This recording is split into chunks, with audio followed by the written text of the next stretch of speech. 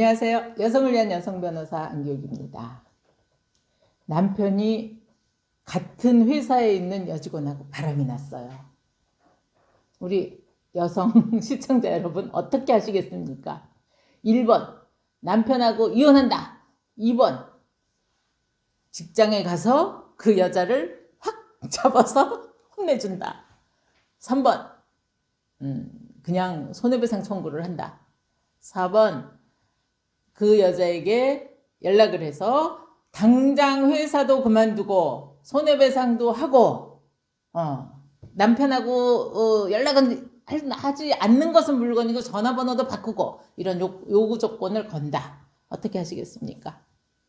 어떤 거를 하더라도 분이 풀리지 않죠. 네. 그러나 우리 법원에서 그 남편의 직장 그 여직원과 바람이 난 그 사연에 대해 그 상간녀가 물론 이제 그 다 인정이 됐나 봐요. 인정이 되는데 이제 상간녀 쪽에서 뭐라 그랬냐면 이 아내가 이 사실을 알고 직장에 찾아와서 사표 당장 내고 남편하고 다시는 연락하지 말고 전화번호도 바꿔라 이렇게 했다는 겁니다. 그래서 그것만 지켜지면 더 이상 책임 묻지 않겠다 이랬대요.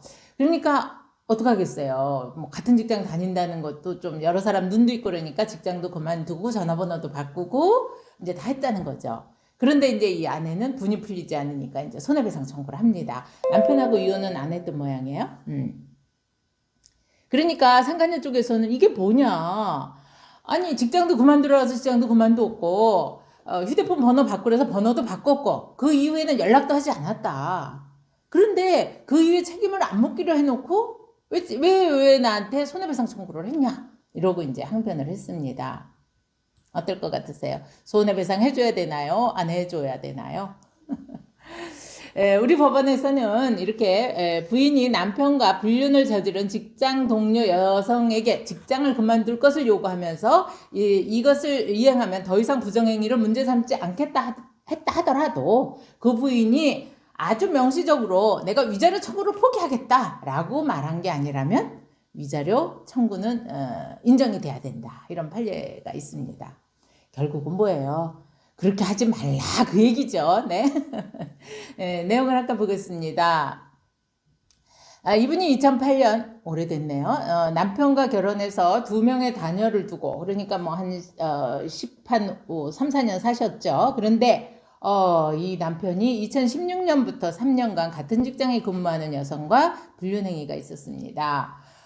3년 후에 이 부정행위를 알게 된 아내가 남편과 헤어질 것, 그리고 직장 그만둘 것, 그리고 다시 연락하지 말 것. 아까 말씀드린 그 3가지 요구 조건을 내세우면서 이 요구 조건을 다 이행하면 더 이상 부정행위를 문제 삼지 않겠다 이랬습니다. 그러고 나서 다 그만두고 났는데도 이제 분이 안 풀리니까 그로부터 약 2년이 지난 다음에 손해배상을 또 요구하는 소송을 냈어요. 우리가 손해배상 청구는 소멸시효가 3년이라고 말씀드렸죠. 안 때로부터 3년, 있은 때로부터 10년. 그러니까 손해배상 시효는 아직 있는 겁니다. 그것에 대해서 우리 재판 과정에서 그 상간녀, 그 여직원은 아니 원하는 대로 모든 아까 말씀드린 대로 다 이행했는데 위자료 청구를 또 해달라는 건 이거는 부당하다. 나도 너무 많이 상처를 받았다라고 했지만 우리 그 법원에서는 물론 그 아내의 요구에 따라서 남편의 애인이 직장을 퇴직하고 그 무렵 전화번호도 바꾸고 그 후에는 연락 안 한 것까지 다 인정할 수 있다. 그러나 그 요구사항을 다 들어줬다고 해서 위자료 청구까지 포기한다. 이런 내용은 없었다. 그래서 위자료 청구까지 포기하겠다라고 약정하는 것으로 보기에는 좀 뭔가 부족하다. 그래서 그 침해행위가 이게 중지된 거는 맞다. 그래서 그걸로 손해배상이 이루어진 건 아니기 때문에 위자료는 지급을 해야 된다. 다만 그 아내의 요구에 따라서 남편의 애인이 다 이제 직장도 그만두고 연락도 안 하고 휴대폰 번호도 다 바꾸고 라고 했다면 그것은 위자료 참작 사유에 가만히 돼야 된다. 그래서 통상 뭐 인정되는 게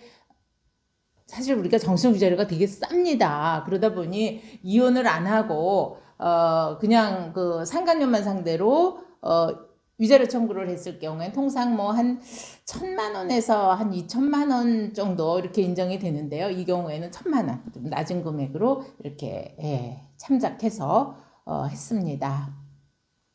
사실 말이 그렇지 1,000만 원 받는다고 해서 그 아내가 남편에 대한 배신감, 그 다음에 그 같은 직원 그 바람을 폈던 그 여성에 대한 그런 분노가 사라지진 않겠죠. 법원의 판결은 결국은 이렇게 치매 행위를 중단하고 정리됐다고 한다고 해서 그 사람의 그 정신적 충격, 정신적 어떤 그 아픔, 그다음에 그 배신에 대한 그런 불안감들이 사라지진 않으니까 그것에 대해서 손해배상 청구를 한 거고요. 계속 말씀드립니다. 바람 피는 거 자유입니다. 성적 자기 결정권이겠죠. 그러나 그걸로 인해서 마음이 다치고 삶이 무너져 내리는 이런 가정들을 생각한다면 네, 조심하세요. 이러지 맙시다. 야, 오늘도 댓글 주시고요. 구독, 좋아요 함께 해주세요.